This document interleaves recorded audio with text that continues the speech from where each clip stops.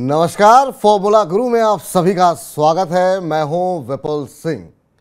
Formula गुरु में हर हफ्ते हम एक नई थीम के साथ आते हैं, जिससे आपका पोर्टफोलियो न सिर्फ सुरक्षित रहे बल्कि लगातार उसमें उत्तरोत्तर बढ़ोतरी देखने को मिलती रहे। इसी क्रम में आज हम बात करेंगे कि एक तरफ जहां दिग्गज आईटी कंपनियों के नतीजे शेयर बाजार को निराश कर रहे हैं, तो दूसरी तरफ मिड कैप आईटी कंपनियों के नतीजे काफ़ी शानदार रहे हैं। क्या अभी दिग्गज आईटी कंपनियों के मुकाबले मिड कैप आईटी में निवेश करना बेहतर है? मिड कैप आईटी चुनते समय किन बातों का ध्यान रखा जाए? दिग्गज आईटी कंपनियां अंडर परफॉर्म क्यों कर रही हैं? मिड कैप आईटी कंपनियों पर आज हम करेंगे 360 डिग्री चर्चा और साथ ही साथ ये भी जानेंगे कि किन मिड कैप आईटी कंपनियों में अभी भी बन रहे हैं खरीदारी के मौके। तो बने रहिए कार्यक्रम के आखिर तक हमारे साथ। लेकिन सबसे पहले उन सवालों पर नजर डाल लेते हैं जिनके जवाब आज के कार्यक्रम में हम एक एक करके तलाशेंगे। तो सबसे पहले आपको बताएंगे कि आखिर में दिग्गज आईटी कंपनियों के जो नतीजे रहे हैं वो इतने डिस्करेजिंग क्यों रहे हैं। आखिर में क्यों इस तरह की निराशा देखने को मिली कि इन्फोसिस जैसे दिग्गज कंपनी के नतीजे के बाद कंपनी में 15% तक की गिरावट देखने को मिली। दूसरा महत्वपूर्ण सवाल ये कि विप्रो, इन्फोसिस, टीसीएस, एचसीएल टेक जैसी कंपनियों में क्या अभी और गिरावट बाकी है, या यहाँ पर इतनी गिरावट के बाद जो थोड़ी बहुत खरीदारी पिछले कुछ दिनों में देखने को मिली है, इसमें जो है और ज़्यादा खरीदारी के मौके बन रहे हैं। तीसरा महत्वपूर्ण सवाल कि हमने देखा, चाहे वो मेटा हो, भारत में अगर हम विप्रो की बात करें, जो दिग्गज कंपनियां हैं वो बायबैक कर रही हैं। इसके क्या कुछ मायने निकाले जाएं और इसका असर किस तरीके से सेंटिमेंट पर क्या कुछ पड़ता है और इसके क्या कुछ मायने हैं, ये हमारे आज के फॉर्मूला गुरु से हम विस्तारपूर्वक समझने का प्रयास करेंगे। चौथा महत्वपूर्ण सवाल ये कि दिग्गज कंपनियां जब आउट परफॉर्म कर रही हैं तो ऐसा क्या फंडामेंटल चेंज हो रहा है जिसकी वजह से हम देख रहे हैं मिड कैप आईटी कंपनियों के नतीजे बेहतर दिखाई दे रहे हैं। वहाँ पर आखिर में आउट परफॉर्मेंस क्यों देखने को मिल रही है? क्या जो कर्मचारी लागत है वो मिड कैप आईटी कंपनियों में बेहतर है, या फिर और क्या कुछ कारण है? इस पर जरा आज हम समझने का प्रयास करेंगे। उसके बाद जानने की कोशिश करेंगे कि क्या इस समय मिड कैप आईटी कंपनियां दिग्गज आईटी कंपनियों के मुकाबले बेहतर विकल्प हैं? क्या अभी भी वहां पर जो है तेजी के बाद भी क्या खरीदारी के मौके बन रहे हैं?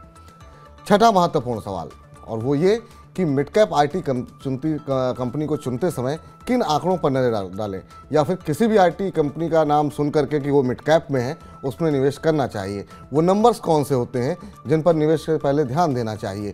तो ऐसे ही चुनिंदा कंपनियों को चुनने का क्या कुछ फॉर्मूला है, ये समझेंगे आज के फॉर्मूला गुरु से।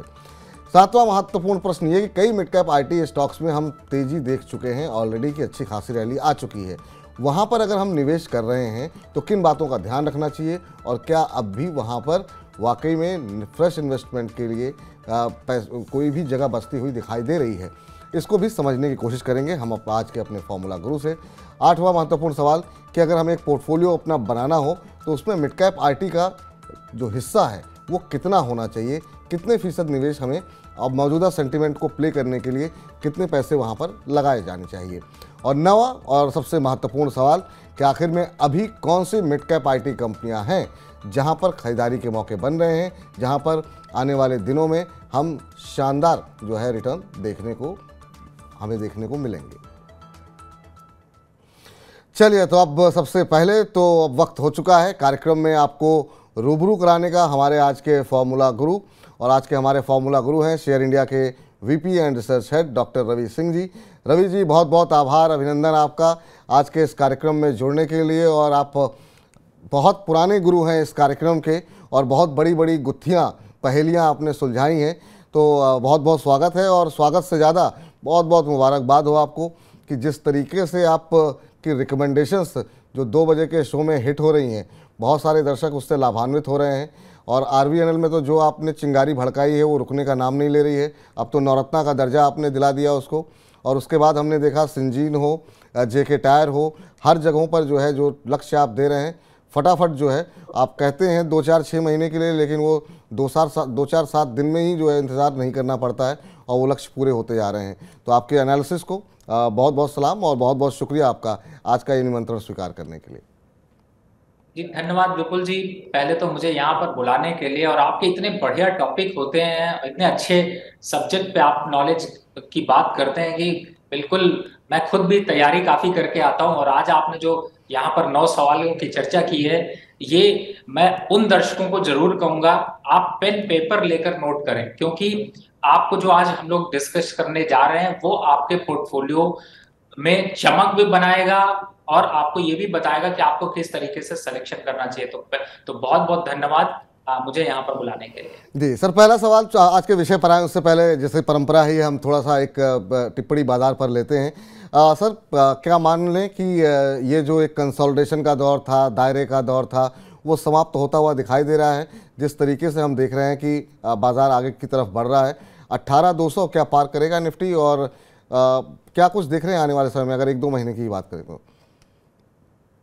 विपुल जी, इस समय मार्केट में अगर आप देखें तो धीरे धीरे एवरेज जो बेस प्राइस है वो अब चेंज होता हुआ नजर आ रहा है। पहले जो बेस था, जो 17,700 और 800 के बीच में फंसा हुआ था, वो पहले 18,000 के ऊपर निकला, फिर 18,100 के ऊपर निकला, और आप कांस्टेंट, आप कंटिन्यू अगर आप देखें तो 17,800, 900, 18,000, 18,100 पे पुट राइटिंग भी इंक्रीज हो रही है। साथ ही अगर आप ये भी देखें तो सपोर्ट अब बिल्डअप होता जा रहा है। और एक जो सबसे इंपॉर्टेंट पॉइंट है कि वर्ल्ड वाइड, यानी कि किसी भी कंट्री से कंपैरिजन करें तो भारत के मार्केट बिल्कुल डिफरेंट परफॉर्म कर रहे हैं। तो मुझे ऐसा लगता है कि ये थोड़ा सा एक प्रॉफिट बुकिंग का जरूर दौर दिखना चाहिए। और उससे पहले क्योंकि अगर 200 के ऊपर ये सस्टेन कर गया तो अब 18,500 के लक्ष्य की तरफ बढ़ना शुरू हो जाएगा।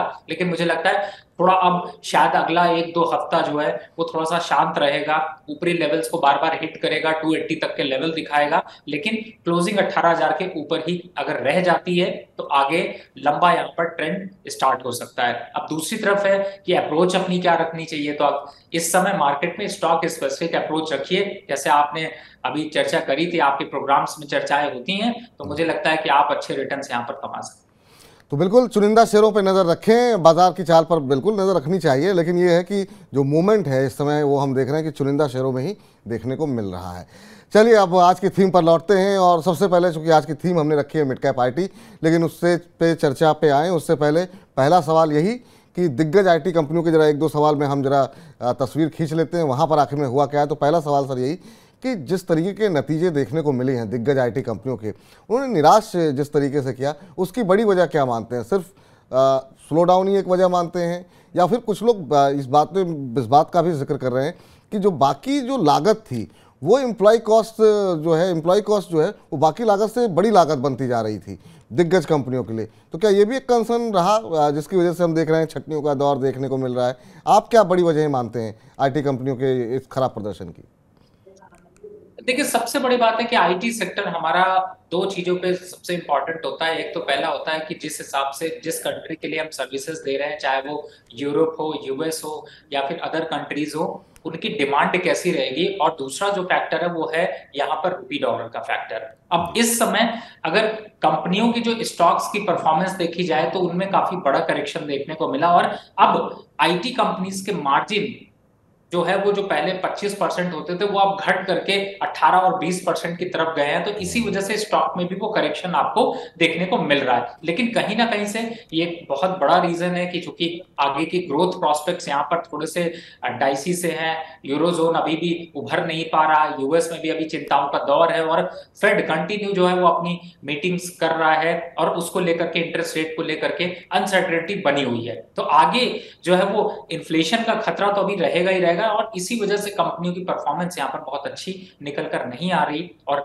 जो गाइडलाइंस कंपनियों ने पिछले क्वार्टर में जारी करी थी, उन गाइडलाइंस के ऊपर ना आने की वजह से कहीं ना कहीं से क्लाइंट को डिसअपॉइंटमेंट हुआ, और इसी वजह से आईटी सेक्टर में बड़े बड़े जो आईटी सेक्टर के दिग्गज हैं उनमें एक बड़े करेक्शंस देखने को मिले। जी सर, आपसे भी एक बात समझना चाहेंगे कि जो अब छटनी हो रही है जिस तरीके से, वो छटनी असर डालेगी क्या, मतलब कि इनके लागत को कम करने के लिए?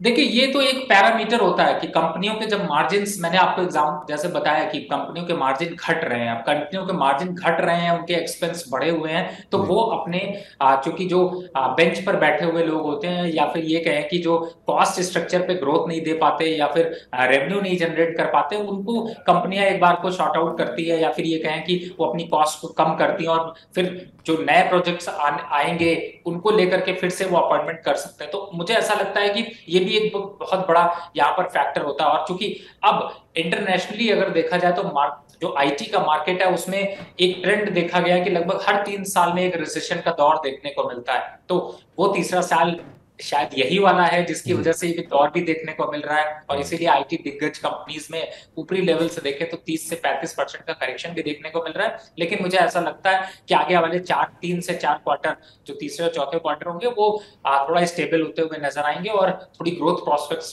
वहां पर बनती हुई नजर आएंगे। चलिए, अब आपने कहा 30-35% का करेक्शन देखने को मिला, तो आपसे यही जानना चाहेंगे कि विप्रो, इन्फोसिस, टीसीएस, एचसीएल टेक, ये तमाम जो बड़ी दिग्गज कंपनियां रही हैं, क्या उनमें अभी और भी गिरावट आपको दिखाई दे रही है, या आपको लगता है कि विप्रो के बायबैक के बाद जो एक थोड़ा सा सेंटिमेंट सुधरा और इतनी बड़ी गिरावट के बाद निचले स्तरों से थोड़ी जो रिकवरी आ रही है वो जो है सस्टेन करती हुई दिखाई देगी? अभी यहाँ पर अगर पोजीशन बनानी हो तो क्या आपको लगता है कि अभी गिरावट का वेट करें, या फिर आपको लगता है कि नहीं, आपको खरीदारी करनी है तो जो होना था हो गया, अब पॉजिटिव ट्रेंड देखने को मिलेगा? देखिए, इस समय विपुल जी ये बहुत इंपॉर्टेंट क्वेश्चन है। मैं इसलिए इंपॉर्टेंट कह रहा हूं क्योंकि मैंने बहुत ब्रोकिंग हाउसेस की रिपोर्ट देखी। सब ने जो है वो बहुत दिनों से अपनी पोजीशन की रेटिंग जो है वो सेम रखी हुई है। स्टॉक 45%, 35% करेक्ट हो गए हैं। तो अब इन्वेस्टर के लिए निकलना बहुत मुश्किल है। और इसीलिए मैं कहता हूं आपके फॉर्मूला गुरु में हम सीधे स्ट्रेट चर्चा करते हैं। अब इस समय आईटी की जो आपने दिग्गज की बात की, इन्फोसिस, विप्रो, टीसीएस, टेक महिंद्रा, एचसीएल, इन सबके फंडामेंटल काफी डिफरेंट है। बिजनेस कंपटीशन बहुत ज्यादा है और इस समय जो लेवल्स है उनमें देखिए अभी पुल बैक बिल्कुल आएगा, लेकिन वो पुल बैक सस्टेनेबल नहीं होगा क्योंकि आगे आने वाले क्वार्टर्स भी बहुत अच्छे नहीं देखने को मिलेंगे। तो मुझे लगता है अगर आप खरीदने के लिए आतुर हैं तो मुझे ऐसा लगता है कि आपको 10% से ज्यादा अपना निवेश, यानी अगर आप 100 रुपए मार्केट में निवेश करने की सोच रहे हैं तो 10 रुपए से ज्यादा आप आईटी सेक्टर में निवेश ना करें, पहला। दूसरा है कि थोड़ा सा रुक कर निवेश करें। अब ऐसा सिचुएशन हो जाती है कि जो लोग पहले से फंसे हुए हैं वो लोग अभी एवरेज करने से भी बचें और पुल बैक अगर आता है तो किसी दूसरी इंडस्ट्री की तरफ मूव कर जाएं, क्योंकि अब मुझे ऐसा लगता है कि इन लेवल्स पर से अगर देखते हैं तो कम से कम 8 से 10% का करेक्शन अभी इंडस्ट्री और दे सकती है। तो 8 से 10% का करेक्शन यहाँ पर अभी और देखने को मिल सकता है। तो अगर आपको निवेश करना ही है तो 10% से ज़्यादा जो है आप अभी कुल निवेश का मत करिए, बल्कि हो सकता है तो अभी अवॉइड कीजिए। बहुत सारे विकल्प हैं और रवि तो अक्सर जो है चर्चा करते रहते हैं और बहुत अच्छी रिसर्च लेकर के हमारे सामने लेकर के आते रहते हैं। अगले प्रश्न पर चलते हैं सर। विप्रो समेत कई दिग्गज जो कंपनियां हैं, अब वो हम देख रहे हैं कि चाहे जैसा हमने जिक्र भी किया शुरू में, मेटा हो या बाकी कंपनियां हो, उनमें हम देख रहे हैं कि वो बायबैक कर रही हैं। ये बायबैक करने के पीछे रीज़न क्या होता है, और इस बायबैक का क्या वाकई में सेंटिमेंट पे कोई असर पड़ता है क्या आने वाले समय को लेकर के, और कंपनी की वैल्यूएशन को लेकर के? इसकी वजह आपको क्या लगती है? देखिए, बायबैक तो सबसे बड़ी बात है कि बायबैक कंपनियां वही करती हैं जो अपने प्राइसेस को थोड़ा रोकना चाहती है। मैं एक एग्जांपल, आपने विप्रो की बात की है, विप्रो के ही मैं प्राइसेस की बात करूं तो विप्रो के प्राइस जो है वो 700 रुपए थे और आज 350 रुपए के पास पहुंच गए, यानी 50% का सीधा करेक्शन देखने को मिला। अब कंपनियां बायबैक इसलिए करती है कि एक तो इन्वेस्टर का लॉस को थोड़ा सा रोका जा सके, ऊपर से जो कंपनियों के प्रॉफिट मार्जिन हैं उनको एडजस्ट करें और किसी तरीके से ईपीएस थोड़ा सा ऊपर लेकर आए। इसकी वजह से इन्वेस्टर को तो फायदा होगा, लेकिन कम से कम प्राइसेस में जो एक डाउनफॉल देखने को मिल रहा है वो डाउनफॉल रुकता हुआ नजर आएगा। तो कंपनियां इस तरीके की एक्सरसाइज करके इन्वेस्टर को भी बचाती हैं और उनको जो बड़े लॉसेस हो रहे हैं वो लॉसेस को रोकने की कोशिश करती हैं, जिससे कि सेंटिमेंट भी यहां पर बदलता है। तो मुझे ऐसा लगता है कि बायबैक ऑफ जो इस तरीके के होते हैं वो उन इन्वेस्टर के लिए एक तरीके से दवा का काम करते हैं जो इन्वेस्टर पुराने प्राइसेस पे फंसे हुए हैं और प्राइसेस गिरती जा रही हैं कंटिन्यू। तो मुझे लगता है उनको एक मौका मिलता है यहाँ पर। जी चलिए, इस बीच अब अगले प्रश्न की तरफ बढ़ते हैं। और हमने देखा कि तमाम दिग्गज कंपनियों के मुकाबले अब मिड कैप कंपनियों के नतीजे जो है वो काफ़ी बेहतर देखने को मिले। आपसे यही समझना चाहेंगे सर कि आप इसकी वजह क्या मानते हैं कि कहाँ पर जो है दिग्गज कंपनियाँ चूक रही थी और मिड कैप कंपनियाँ क्यों आउट परफॉर्म करती हुई दिखाई दे रही हैं? क्या उन्होंने अपनी जो लागत है उसको कंट्रोल रखा है, या उनके बिजनेस का फोकस जो है वो दिग्गज कंपनियों के मुकाबले ज़्यादा क्लियर रहता है? क्यों आपको लगा कि मतलब कि जो भी बाजार की एक्सपेक्टेशन थी उससे काफ़ी आगे बढ़ कर के जो है रिजल्ट्स आते हुए दिखाई दिए हैं? देखिए इस समय मुझे ऐसा लगता है कि जो खास तौर से दिग्गज कंपनियां हैं वो इस वजह से परफॉर्मेंस नहीं दे पा रही हैं, क्योंकि पहली बात है कि आपने जैसे अभी इससे पहले चर्चा करी, यहाँ पर एक सबसे बड़ा जो हिट है वो ये तो है ही है कि एम्प्लॉयमेंट कॉस्ट, और चूंकि उसके प्रोजेक्ट यहाँ पर डेवलप नहीं हो पा रहे हैं तो एक उसका जो है वो खर्चा जो है वो काफी हद तक इम्पैक्ट कर रहा है, और आगे प्रोजेक्शन ग्रोथ यहाँ पर नहीं है। छोटी कंपनियां इसके अगेंस्ट में अगर देखते हैं तो फंडामेंटल ज्यादा स्ट्रांग होते हैं, और चूंकि वहां पर जो दूसरी कॉस्ट है वो काफी कम होती है, और जी। जितने जो प्रोजेक्ट हैं वो ऑन द लाइन चल रहे हैं, तो एक गाइडलाइन का भी बहुत बड़ा फर्क पड़ता है। और बड़ी कंपनियों के मार्जिन जो हैं वो बहुत ही छोटे मार्जिन पे बड़ा काम करते हैं, छोटी कंपनियां बड़े मार्जिन पे छोटा काम कर लेती हैं। तो मुझे ऐसा लगता है कि इसका भी एक बहुत बड़ा इम्पैक्ट है, और इसी वजह से जो ग्राउंड रियलिटी पे जाते हैं तो आपको छोटे मझोले जो शेयर है या जो आईटी के सर्विसेज जो प्रोवाइड करने वाले शेयर्स हैं उनमें काफी अच्छी परफॉर्मेंस आपको देखने को मिली। चलिए, तो इस बीच जरा आगे बढ़ें। अब हमारे 3-4 सवाल पूरे हुए हैं। अब जरा हम दिग्गज चर्चा क्यों कर रहे हैं। हम सबको पता है कि ऊपरी स्तरों से बड़ी दिग्गज कंपनियां 30 से 35% फिसली हैं, लेकिन चार्ट जरा कुछ एक कंपनियों को देख लेते हैं, 2-3 कंपनियों की, कि वहाँ पर जो है आज की इस चर्चा का मुख्य कारण रहा क्यों किस तरीके से आउट परफॉर्मेंस देखने को मिल रही है। तो जरा एक एक करके जरा चार्ट हम चाहेंगे कि ज़रा स्क्रीन पर लाए जाएं, और यहाँ पर आप देखिए जो है टेक महिंद्रा में, हालांकि दिग्गज कंपनी है यहाँ पर, लेकिन साइंट के अगर हो चार्ट तो है वो अगर हम देखें, कोफोर्ज में हमने देखा काफ़ी अच्छा मूव देखने को मिला है। इसके अलावा जो है साइंट में आप देखिए कि 17-18% का मूव देखने को मिला। कोफोर्ज के नतीजे आए, उसने भी जो है एक तरीके से आउट परफॉर्म किया है, और ये आप देख सकते हैं यहाँ पर भी 7-7.5% का रिटर्न एक महीने में आता हुआ दिखाई दिया, जबकि शुरुआती दौर में हम देख रहे थे कि बहुत सीमित दायरे में था, लेकिन जैसे रिजल्ट्स आए उसके बाद से एक आउट परफॉर्मेंस देखने को यहाँ पर मिली है। तो ये वजह है जिसकी वजह से आज इन तमाम कंपनियों के ऊपर हम आज विस्तारपूर्वक चर्चा यहाँ पर करते हुए दिखाई दे रहे हैं। सर, आपसे समझना चाहेंगे कि यहाँ पर क्या दिग्गज कंपनियों के मुकाबले अभी अगर हम देखा जाए वैल्यूएशन के लिहाज से, या फिर मौजूदा माहौल के लिहाज से, या फिर उनका जो कामकाज करने का तरीका है उसके लिहाज से, क्या ये ज़्यादा बेहतर दिखाई दे रही हैं, या इसी वजह से जो तमाम निवेशक हैं, जो बड़े निवेशक हैं, उनका रुझान अब इस तरफ ज़्यादा होता हुआ दिखाई दे रहा है?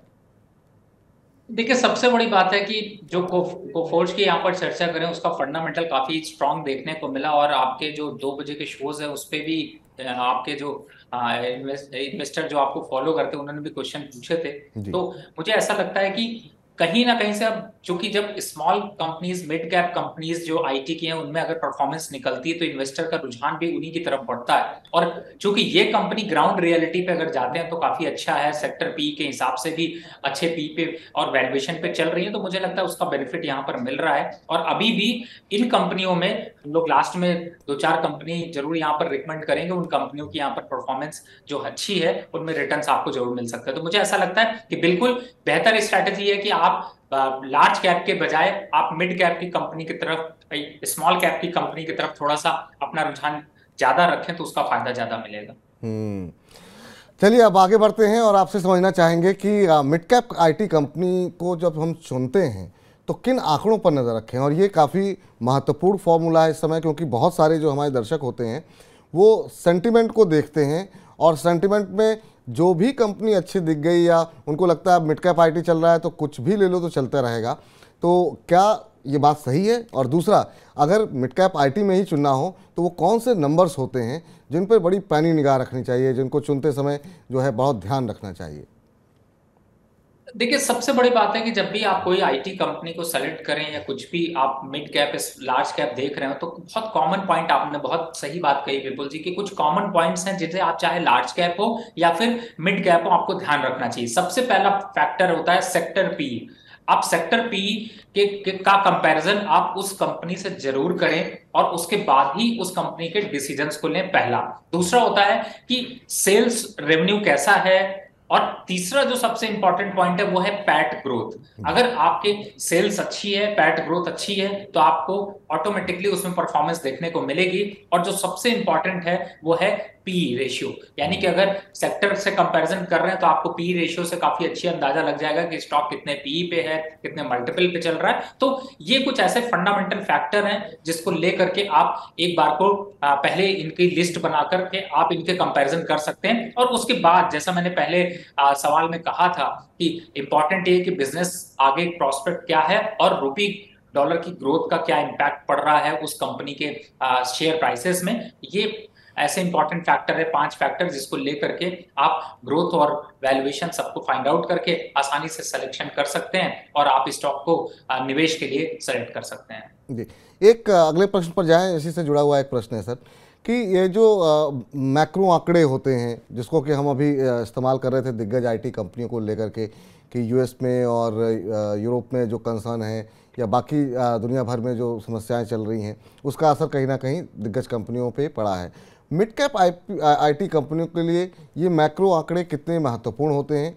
क्या इन पर उनका कम असर होता है या इनकी स्ट्रेटजी जो है थोड़ी अलग होती है अपने कामकाज को लेकर के? देखिए, बस इतना है कि जो कंपनियां जैसे इन्फोसिस है और विप्रो है, टीसीएस है, इन कंपनियों के एक्सपोजर बाहर बहुत ज्यादा है और इसकी वजह से उनके नंबर्स पर ज्यादा फर्क पड़ता है। लेकिन जो डोमेस्टिक लेवल पर हैं, यानी कि जो रीजनल लेवल पर हैं या फिर जो छोटी स्मॉल कैप कंपनीज हैं, उनमें थोड़ा इम्पैक्ट कम होगा। यानी कि अगर मैं एक रेशियो समझाने की कोशिश करूं तो अगर बाहर की ग्रोथ को लेकर के 30% से 40% का ग्रोथ रेवेन्यू पे हिट पड़ सकता है, तो जो डोमेस्टिक लेवल पर है उनमें 8 से 10% का पड़ेगा। तो वो शायद कहीं ना कहीं से रीजनेबल है, प्रॉफिटेबिलिटी गिर सकती है। या फिर अगर डोमेस्टिक लेवल की ग्रोथ ज्यादा है, जैसे आज यूएस के कंपैरिजन में इंडिया की ग्रोथ ज्यादा है, यहाँ की इकोनॉमी ज्यादा तेजी से ग्रो कर रही है, तो उसका फायदा इन कंपनीज को मिलता है। चलिए अगले प्रश्न पर आते हैं और अब धीरे धीरे हम बहुत नज़दीक पहुंच रहे हैं उस आंकड़े की जिसके कि हमारे तमाम दर्शक इंतज़ार करते हैं कि तमाम रिसर्च का लबोलुआब उनको देखने को मिले। लेकिन उससे पहले ज़रा कुछ महत्वपूर्ण प्रश्न है कि कई मिड कैप आईटी स्टॉक्स में तेज़ी आ चुकी है काफ़ी ज़्यादा, जिसमें कि कुछ एक कंपनियों के चार्ट्स अभी हमने दिखाए थे और कुछ एक कंपनियों के चार्ट्स अब हम चाहेंगे कि अगर हम मंथली चार्ट दिखा सकें कुछ एक कंपनियों के जिनमें काफ़ी अच्छा मोमेंटम देखने को मिला। इसमें साइंट है, कोफोर्ज में काफ़ी अच्छी तेज़ी देखने को मिली है। इसके अलावा आज भी कुछ एक कंपनियों में काफ़ी अच्छा मोमेंटम बनता हुआ दिखाई दिया। लेकिन उसके बावजूद क्या आपको लग रहा है कि यहाँ पर कोई अपॉर्चुनिटी बनती है या आपको लगता है कि किस आधार पर ये तय करना चाहिए? बहुत लोग कहते हैं काफ़ी रैली आ गई है, अब आप नया निवेश मत करिए, तो अभी क्या उतनी तेजी आ चुकी है मिड कैप आईटी में? देखिए, मुझे लगता है ये रिस्क एपेटाइट के ऊपर होता है कि आप 10 से 15% का कुछ रेवेन्यू ग्रोथ देखते हैं या फिर ये कहें कि अपवर्ड मोमेंटम है, तो आप इस तरीके की कंपनीज का सिलेक्शन कर सकते हैं। लेकिन मुझे ऐसा लगता है कि अगर जब लॉन्ग टर्म की बात की जाती है, 3 साल से 5 साल का आपका व्यू होता है, तो बहुत ज्यादा मैटर नहीं करता। बस स्ट्रैटेजी आपको चेंज करनी होती है कि कब आपको 100% का निवेश बढ़ाना है और कब आपको 50% का निवेश बढ़ाना है। इस स्ट्रैटेजी का अगर ध्यान रखें तो आप उस साइकिल का फायदा उठा सकते हैं, क्योंकि आज का जो मार्केट है उसमें उतार और चढ़ाव हमेशा बना रहेगा। लेकिन आप राइट टाइम सही समय पे निवेश करेंगे तो ज्यादा इन्वेस्टमेंट में फायदा होगा। सर मतलब इसको अगर अगर हमको देखना हो कि मतलब कि क्या वाकई में बहुत सारे लोग कहते हैं वैल्यूएशन बहुत महंगी है, वैल्यूएशन ज़्यादा हो गई है, इसका अंदाज़ा मतलब एक आम निवेशक कैसे लगाए? जैसे मान लीजिए कि किसी शेयर में 10% की तेज़ी है और उसके बाद भी आप जैसे विश्लेषक अगर उसको रिकमेंड करते हैं, तो एक आम दर्शक किसी दूसरे शेयर में 10% की तेज़ी आने के बाद उसमें निवेश करता है तो लोग कहते हैं बहुत हाई वैल्यूएशन पे ले लिए। तो इसका अंदाज़ा कैसे लगाया जाए? क्योंकि ये काफ़ी महत्वपूर्ण सवाल है और बहुत सारे लोग बहुत तेज़ी वाले शेयर में भी पैसा बना लेते हैं और बहुत सारे लोग 2-4-5% के बाद भी अगर खरीदते हैं तो लोग कहते हैं बहुत महंगा ले लिया और फिर वो शेयर नीचे आ जाता है। विपुल जी, बहुत अच्छा सवाल है। देखिए, सबसे इंपॉर्टेंट है कि वैल्यूएशन को आप उसकी ग्रोथ से सीधे रिलेट कर लीजिए। आज मैं एक शेयर खरीदता हूं जो कि आज 10% ऑलरेडी चल चुका है, लेकिन उसके बिजनेस और उसके टाई अप उसके नंबर्स जो हैं वो आगे 40% की ग्रोथ दिखा रहे हैं, तो वो 10% भी कोई फर्क नहीं पड़ता, क्योंकि 30% की रैली अभी बाकी है।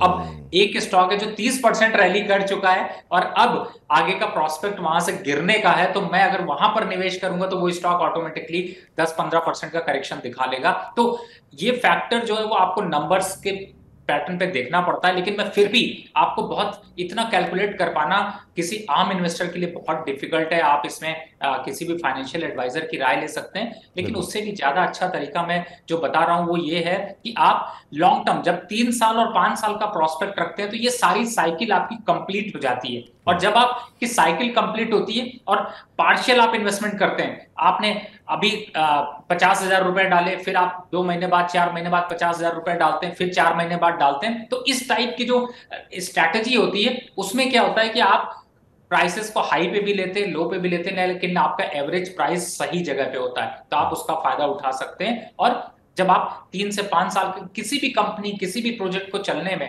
3 से 5 साल का समय देना एक वाजिब है, जो कि आपको अच्छे रिटर्न्स देता है। तो इन महत्वपूर्ण चीज़ों का जो है ध्यान रखिए आप, कि ऐसा नहीं है कि कोई भी शेयर जो है थोड़ा सा चल रहा है या बहुत तेज़ हो गया है तो उसके आगे नहीं जाएगा, या किसी शेयर में थोड़ी सी तेज़ी आ गई है तो बहुत महंगा हो गया है। तो इन तमाम चीज़ों का, छोटी छोटी चीज़ों का ध्यान रखिए जब भी आप अपने पैसे को लगाएं। अब सवाल ये होता है सर कि अब चूँकि आजकल फैशन में है, ट्रेंड है, और बहुत सारे विश्लेषक कहते हैं ट्रेंड जो होता है वो शेयर बाज़ार में आपका सबसे बड़ा फ्रेंड होता है। तो अब ये ट्रेंड है मिड कैप आईटी का और काफ़ी अच्छा मोमेंटम बना हुआ है। तो अपने पोर्टफोलियो को अभी अगर जो लोग बना रहे हैं उनको कितना हिस्सा रखना चाहिए, और क्या पुराने पोर्टफोलियो में अगर बड़ी दिग्गज आईटी कंपनियां मौजूद हैं तो उसमें से कुछ हिस्सा क्या निकालना चाहिए? अभी अगर आईटी पैक को लेकर के रिशफल करना हो कुछ अपने पोर्टफोलियो में, तो क्या ये सही वक्त है? देखिए, सबसे बड़ी बात है विपुल जी, कि मैंने जैसे बताया जो लार्ज कैप कंपनी उसकी हमने बात करी, जिसमें कि आपकी विप्रो है, इंफोसिस है, एचसीएल है, टेक महिंद्रा है, इन सब में 10% का करेक्शन आपको देखने को मिल सकता है। और अगर आपको लंबे समय के निवेशक है तो मुझे लगता है इन 10% से बहुत ज्यादा फर्क नहीं पड़ेगा। तो सबसे इंपॉर्टेंट पॉइंट यही है कि अगर आप निवेश करना चाहते हैं तो थोड़ा रुकना चाहिए, पहला पॉइंट है। दूसरा पॉइंट, अगर आते हैं कि आप अपना रिशफल करना चाहते हैं और कुछ स्टॉक्स निकालना चाहते हैं, कुछ स्टॉक चेंज करना चाहते हैं, या हो सकता है आपने लोअर लेवल पे खरीदा हुआ और आपको थोड़ा प्रॉफिट आ रहा है, तो आप 10 से 15% का निवेश आप रिसफल कर सकते हैं, या फिर आप छोटे जो मंझोले कंपनीज हैं जिनकी परफॉर्मेंस अच्छी चल रही है, आप उनको अपने पोर्टफोलियो में ऐड कर सकते हैं। लेकिन इस समय आईटी सेक्टर को आपको थोड़ा समय देना पड़ेगा, और इसलिए मैं कह रहा हूं क्योंकि जो आगे निफ्टी की ग्रोथ है, जो निफ्टी के टारगेट हैं, अगर यहां से 15% मार्केट चलेगा तो उसके लिए आईटी एक अहम रोल अदा करेगा, लेकिन थोड़ा रुक रुक कर करेगा। तो समय देने वाला अगर इन्वेस्टमेंट है तो बिल्कुल करना चाहिए। तो समय दे सकते हैं तो बिल्कुल करना चाहिए। अपने पोर्टफोलियो में जो है आप रख सकते हैं 10 से 15%, और बाकी अपने रिस्क की लेने की क्षमता के अनुसार, अपने नज़रिए के अनुसार, आपका कितनी लंबी अवधि का नज़रिया है उस हिसाब से आप ये निर्णय कर सकते हैं कि आपको अपने पैक में आईटी कंपनियों के कितने शेयर रखने चाहिए। सर, आखिरी प्रश्न आपसे पूछूं कि अभी कौन सी आपकी पसंदीदा कंपनियां हैं, उससे पहले कुछ बात अगर आपको लगता है कि छूट गई हो मिड कैप आईटी कंपनियों को लेकर के या निवेश करने को लेकर के, तो मैं चाहूँगा कि आप उस पर टिप्पणी करें सर। देखिए, मुझे सबसे बड़ी बात है कि विपुल जी, आप कभी कुछ छोड़ते नहीं है ना, आपने सब कुछ कवर कर लिया। कुछ मुझे ऐसा लगता नहीं, अगर एक इन्वेस्टर के पॉइंट ऑफ व्यू से मैं सोचता हूँ तो मुझे फ्यूचर प्रॉस्पेक्ट्स भी पता चल गया, लार्ज कैप कंपनीज में क्या करना है वो भी पता चल गया, शॉर्ट टर्म कम मतलब मिड कैप और स्मॉल कैप में क्या स्ट्रैटेजी रखनी चाहिए वो भी पता चल गया, कि कब स्टॉक को सफल करना चाहिए वो भी पता चल गया। तो मुझे लगता है कंप्लीट सोल्यूशन मिल गया है। अब अगर आप कहते हैं तो मैं 2-4 स्टॉक्स के नाम यहाँ पर लेता बिल्कुल, तमाम हमारे दर्शक जो है इसी बात का इंतज़ार जो है वो कर रहे होंगे कि ये जो पूरा हम लोगों ने मंथन किया इसमें से जो अमृत निकला है, क्योंकि मेहनत कोई नहीं करना चाहता है, अमृत पीना सब चाहते हैं। तो मेहनत जो आपकी है उसका लाभ हमारे बाकी दर्शक उठा लें। तो कौन से मिड कैप आईटी कंपनियां आपको ऐसी हैं जहां पर आपको लगता है अभी भी अपॉर्चुनिटीज़ है? देखिए, इस समय मैंने बताया मिड कैप में अगर आप कंपनीज में निवेश करते हैं तो आप इस बात का जरूर ध्यान रखें कि आपको यहाँ से 8 से 10% की रैली बहुत आसानी से मिल सकती है, और लंबे समय के लिए रखते हैं तो 30 से 35% का मुनाफा आपको ये कंपनीज देंगी। और पहली कंपनी की बात करूं तो है LTI माइंडट्री, जो कि एक अच्छे मोमेंटम के साथ चल रही, नंबर्स अच्छे आए हैं, आप इसको फोकस कर सकते हैं। दूसरा है L&T टेक, इस कंपनी ने पीछे सरप्राइज किया अपने नंबर्स को लेकर के, तो आप इसको फोकस कर सकते हैं। और एक और स्टॉक है जिसको कहते हैं सोनाटा सॉफ्टवेयर, इस स्टॉक ने अभी तक निगेटिव का मुंह देखा ही नहीं है, यानी कि डाउन ट्रेंड इसमें अभी करेक्शन का फेज भी नहीं आया, तो आप इसको अपने पोर्टफोलियो में शामिल कर सकते हैं। और लास्ट बट नॉट लीस्ट, इसमें बिरला सॉफ्ट, जिसके की नंबर्स यहाँ पर काफी जो है वो स्टेबल हैं, तो मुझे ऐसा लगता है ये ऐसी 4 कंपनीज हैं जिनको कि आप निवेश के लिए शामिल कर सकते हैं और अपने पोर्टफोलियो में ऐड करके आने वाले समय में अपनी चमक बढ़ा सकते हैं। चलिए, तो इस बीच जरा हम चाहेंगे एक बार फिर से जरा फुल स्क्रीन में दिखा दीजिए हमारे दर्शकों को वो कौन कौन सी आज की कंपनियां हैं जिसको कि पसंद कर रहे हैं डॉक्टर रवि सिंह जी। और आजकल रवि सिंह की जो भी रिकमेंडेशन है काफ़ी शानदार चल रही है। LTI माइंडट्री में खरीदारी की सलाह है। मिड कैप IT में अगर आप निवेश करना चाह रहे हैं, L&T टेक में मौजूदा स्तर पर जो है वो निवेश किए जा सकते हैं, ये उनको अच्छी पसंदीदा कंपनी लग रही है। सोनाटा सॉफ्टवेयर में खरीदारी करने की सलाह दे रहे हैं और बिरला सॉफ्ट में भी निवेश करने की सलाह है। तो आपको इस आधे घंटे के कार्यक्रम में सिर्फ 4 कंपनियां बताई गई हैं, तो पूरी मंथन का जो लब्बुल हुआ है वो 4 कंपनियां हैं। एक बार फिर से जरा ये बताएंगे सर आप कि आप कितने % के रिटर्न की एक्सपेक्टेशन आपने बताई थी? देखिए, शॉर्ट टर्म में तो ये आपको ये 8 से 10% दे सकती है, लेकिन लॉन्ग टर्म में अगर रखते हैं तो 30 से 35% की रैली आपको मिल सकती है। और जब लॉन्ग टर्म की बात करते हैं तो आपका प्रॉस्पेक्ट कम से कम 3 साल का होना चाहिए। तो 30 से 35% का रिटर्न वहाँ पर और 10-12% का रिटर्न जो है आपको शॉर्ट टर्म में भी देखने को मिल सकता है। रवि जी, हर बार की तरह आज आप हमारे गुरु बने, बहुत बहुत शुक्रिया, आभार, अभिनंदन आपका। बहुत अच्छा लगता है सर, नई नई चीज़ें सीखने को मिलती है हमारे दर्शकों को। और साथ ही साथ आजकल जो आप 2 बजे के कार्यक्रम में अपनी शिरकत कर रहे हैं और जो ज्ञान दे रहे हैं उससे हमारे दर्शक बहुत लाभान्वित हो रहे हैं। तो अपनी कंटिन्यूटी आप बनाए रखिए 2 बजे के शो में भी। हमारे तमाम दर्शकों के प्रश्नों के उत्तर जो आप दे रहे हैं, लोग बहुत आनंदित हो रहे हैं उससे। बहुत बहुत शुक्रिया सर आज का हमारा निमंत्रण स्वीकार करने के लिए। जी धन्यवाद। तो फिलहाल अब फॉर्मूला गुरु को समेटने का वक्त आ गया है, लेकिन अगर आपने दिग्गज IT कंपनियों में शेयर ले रखे हैं या किसी और शेयर बाजार के किसी और सेक्टर के अंदर पैसे लगा रखे हैं, तो आप रोज़ दोपहर 1 बजे हमारे साथ जुड़िए, पूछिए अपने सवाल। हर रोज़ कोई ना कोई दिग्गज हमारे साथ जुड़ते हैं और साथ ही साथ वो अपनी इन्वेस्टमेंट टिप्स भी देते हैं और बताते हैं कि आपका पोर्टफोलियो कितना सही है। तो दोपहर 1 बजे हर रोज़ सोमवार से शुक्रवार जुड़िए Money9 के साथ। फिलहाल आज के फॉर्मूला गुरु में इतना ही, लेकिन तमाम बड़ी खबरों के लिए आप बने रहिए Money9 के साथ। नमस्कार।